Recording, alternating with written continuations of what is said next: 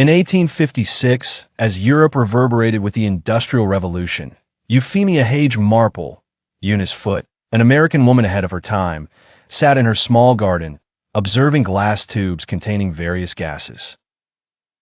She wasn't a scientist in the academic sense, a term reserved for men, but she had an unquenchable passion for physics and chemistry. Discovery she filled one glass tube with air, another with hydrogen, and a third with carbon dioxide. She placed them all in the sun and measured the temperature rise. In her notes, she wrote with amazement that nearly set the paper ablaze. Air saturated with carbon dioxide retains more heat than any other gas. Little did she know that this simple statement would become the cornerstone of understanding climate change a century later. She had predicted global warming long before the world had even known the term. Enforced silence, but when it came time to present her results to the scientific community at the American Association for the Advancement of Science conference in Albany, she wasn't allowed to speak. The hall was crowded with men, the wooden benches polished, and the smell of ink and new paper filled the air.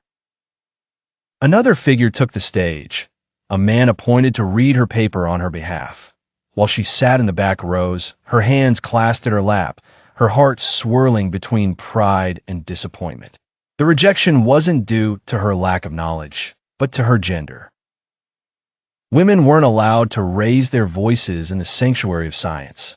The woman in the shadow, she left the hall that day under a gray sky, with rain about to fall. She felt her voice was being drowned out, but the thought she had recorded in her notebooks could not be erased. She knew that truth never dies, even when covered in silence. At home, she put her papers in a wooden drawer and locked it with a small padlock. She whispered to herself, "They may not hear me today, but one day they will know that a woman sat in a garden and wrote something that would change the world." A forgotten legacy years passed, and her name was only mentioned in the margins. Decades later, scientists would boast of the same discovery, while her name remained unknown to the general public. But deep within, her image remained like a small candle burning quietly in the darkness, waiting for someone to blow the dust off it.